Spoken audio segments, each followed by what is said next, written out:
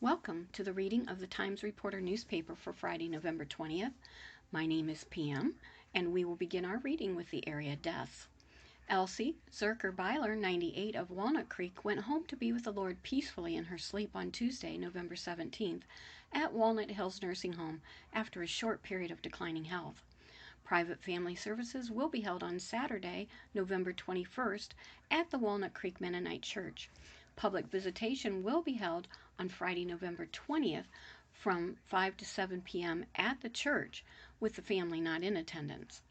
Clara A. Hirschberger, 91, of Walnut Hills Retirement Home, died at Palmyrene Hospital from COVID-19 related illnesses on November 18th. There will be calling hours from 5 to 8 p.m. on Friday at Gospel Haven. Family graveside service and burial will be Saturday at Son of Light Chapel. Holly Hahn Johnson, 56, of Uhrichsville, Ohio, passed away on Tuesday, November 17th. There are no calling hours or services planned.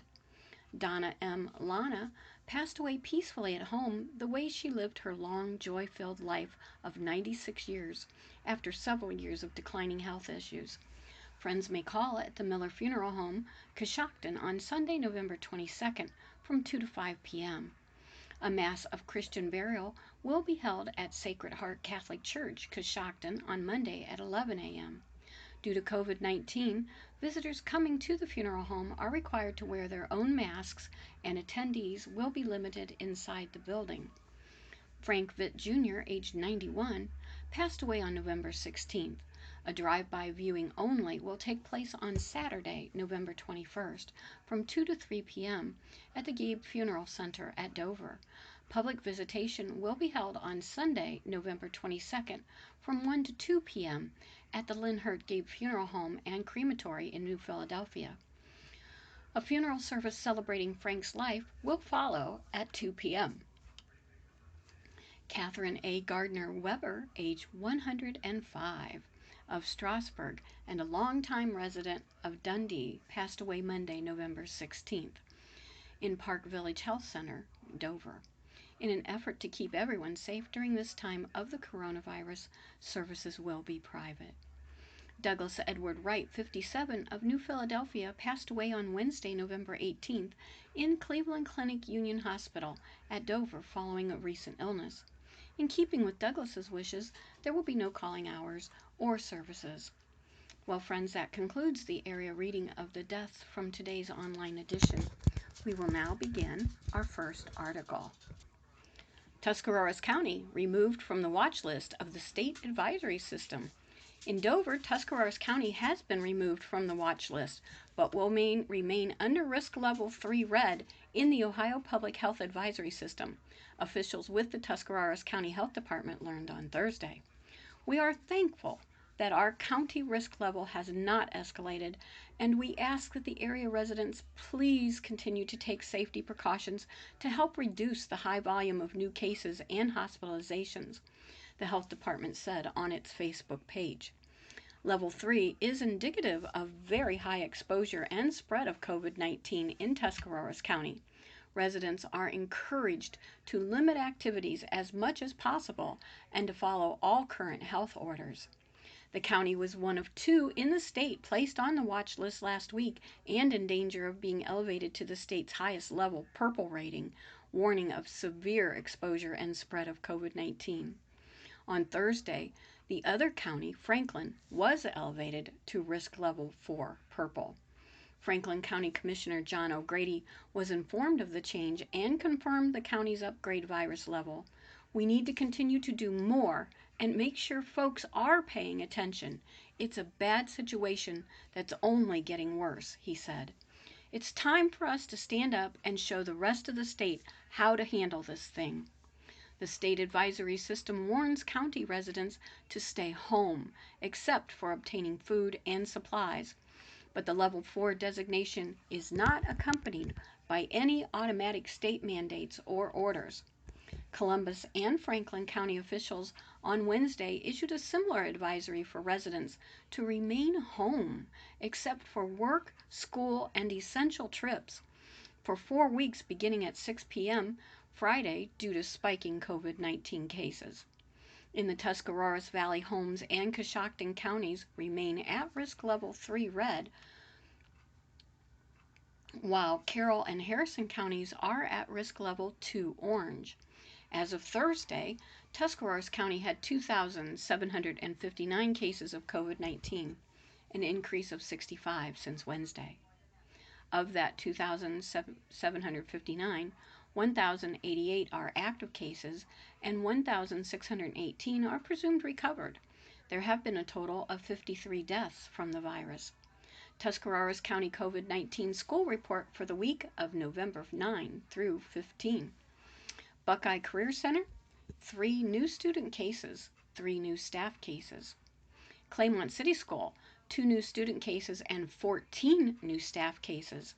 Dover City School, 1 new student case and 2 new staff cases. Garraway Local Schools, 1 new student case and 3 new staff cases. Indian Valley Local Schools, 2 new student cases and 3 new staff cases. Newcomerstown Exempted Village Schools, 1 new student case.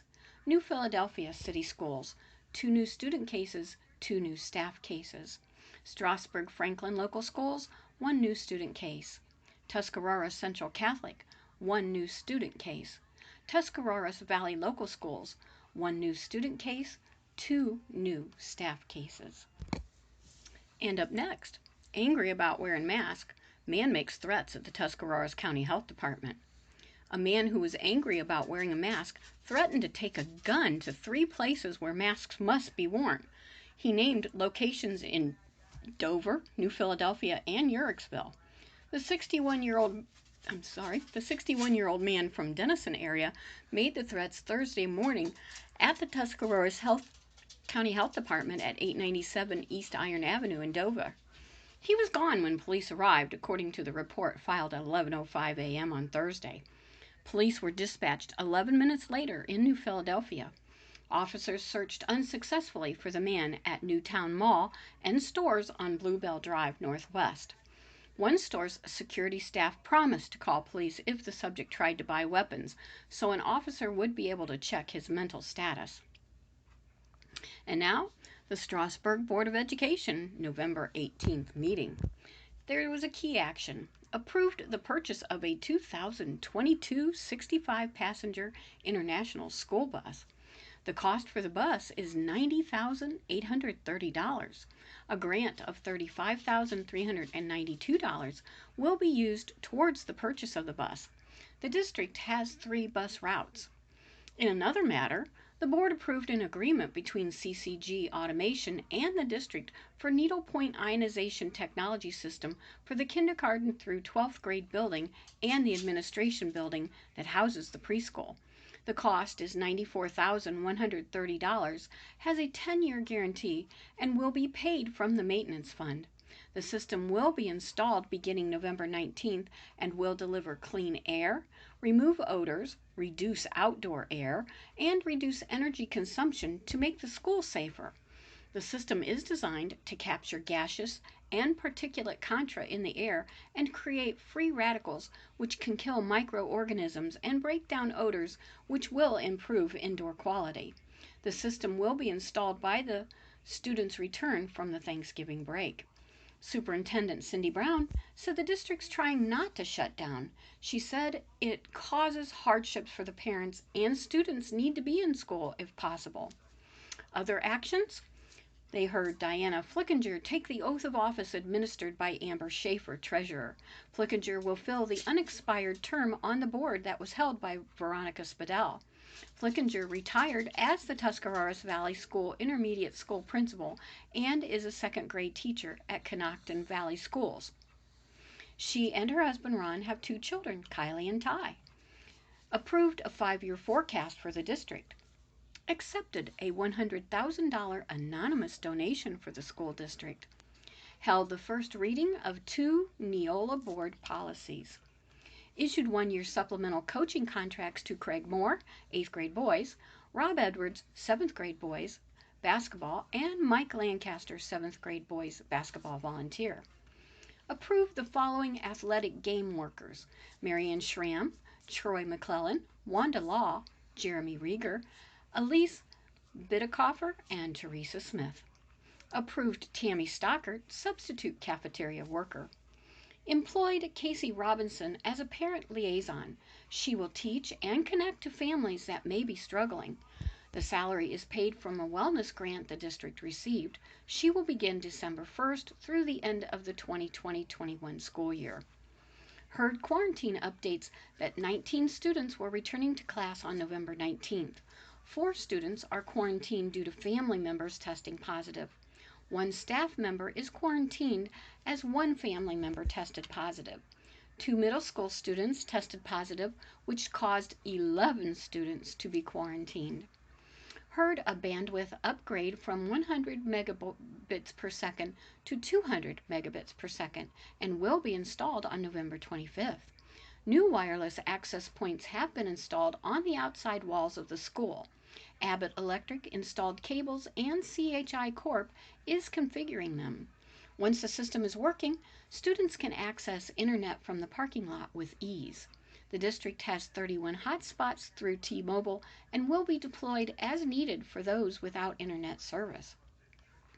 Heard anyone with a bachelor's degree can be a substitute. Superintendent Cindy Brown is pleading if anyone is interested or has questions to contact her at 330-878-5571 and get on the list. Learned that there were 49 elementary students taking Florida Virtual the first grading period. That number has been reduced to 27. 29 students, middle school and high school, are enrolled in the Google Classroom, and there are 15 in the Strasburg Digital Academy. Heard Brent Hirschberger, a teacher, is finishing training for the Hope Squad. In January, students will be trained. For your information, they recognized October Students of the Month: Claudia Barker, High School; Jack Lunau, Middle School Student of the Month. Each received a plaque sponsored by the Lions Club and the district. Barker was unable to attend. The district newsletter has been sent to the community. There will be no giving tree at the school. However, tags to purchase a gift are available or donations will be accepted. Contact high school or middle school principal Adam Hall at 330-878-5571. The elementary students sent a handwritten letter and a keychain to over 80 veterans. A donation was made to the Disabled American Veterans Organization. Up next, meets at 6:30 p.m. December 16th in the school administration building. Our next article: Reeves Museum temporarily closing, sets holiday hours. The Reeves Museum will be closed until Wednesday, December 2nd. With the rising number of COVID-19 cases in Tuscarawas County and the state of Ohio, Reeves Museum officials have made the decision to close for tours after the Thanksgiving holiday for the safety of staff and guests. The Christmas season is a busy time, and museum personnel look forward to helping the community back safely after the Thanksgiving holiday to enjoy our beautifully decorated house. We will be open for tours Wednesday through Sunday from 1 to 7 p.m. on December 2nd through December 20th, and from December 27th through December 30th. We ask that you call ahead for reservations. Up next, Chief shares department's stance on health order enforcement. In New Philadelphia, the city's police chief says his officers won't be going out of their way to stop people they see violating the statewide curfew, but may issue a citation if they catch someone out doing something else illegal.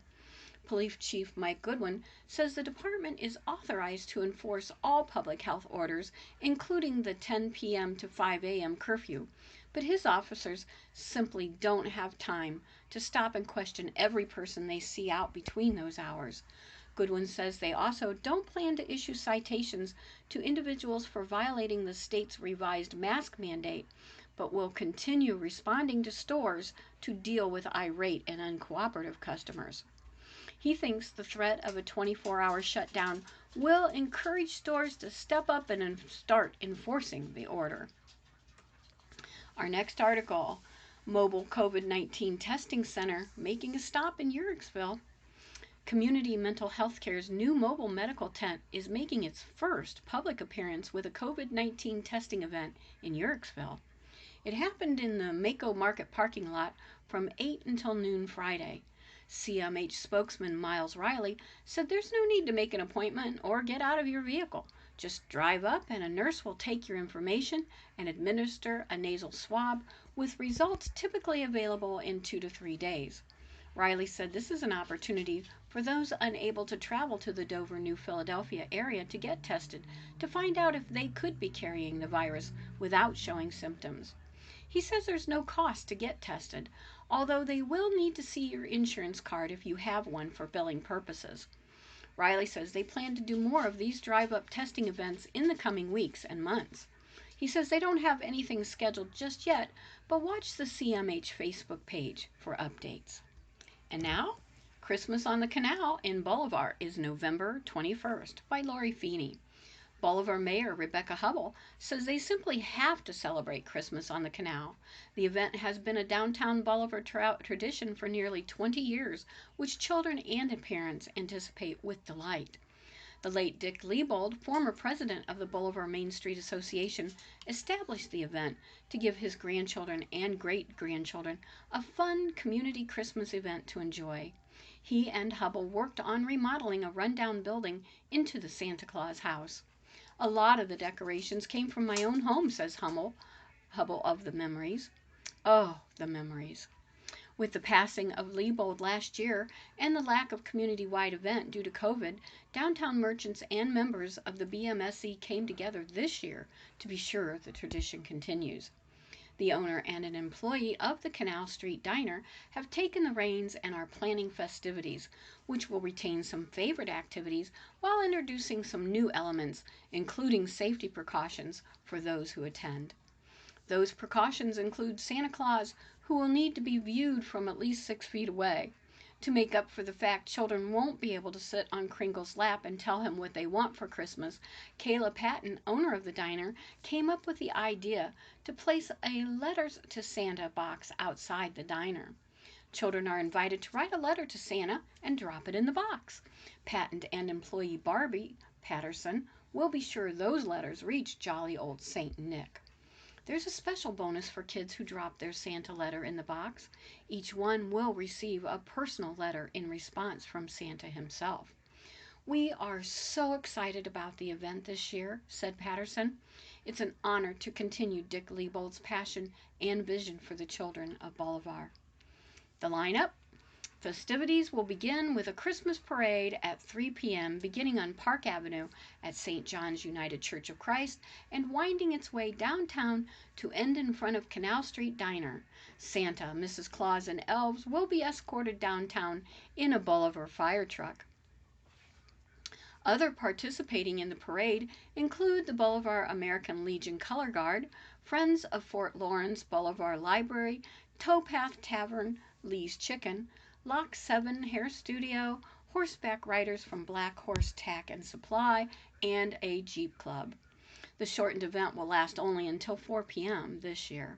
Those attending will receive prepackaged hot cocoa, buttons for art and craft projects courtesy of the Bolivar Library, and prepackaged ornament craft kits from Mary Losey of Cutler Realty in Zoar. Hennis Care Center is donating Christmas cookies. Oberlin Antiques will hand out candy canes, and a free bottle of water is being supplied by Leibold Smith Funeral Home.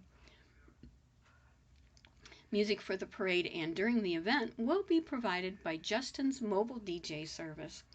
Kids can wave to the Clauses couple at his station on the porch of the Santa house. We want to protect the health of the public and Santa as well, said Bob Smith, owner of Leibold Smith Funeral Home and president of BMSA. After all, everything the village had to cancel this year, we were determined to save Christmas on the Canal by making it COVID compliant. Hubbell says she realizes people may still be concerned about attending events in the COVID environment, but we're designing this to be a safe environment, she said.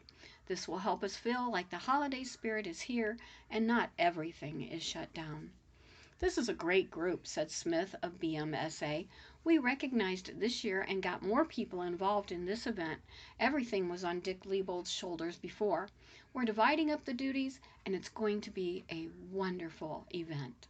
Smith said any businesses or individuals interested in joining the BMSA should contact him at 330-204-0949. You don't have to live in the village. You just have to want to help preserve and improve life and business in Bolivar.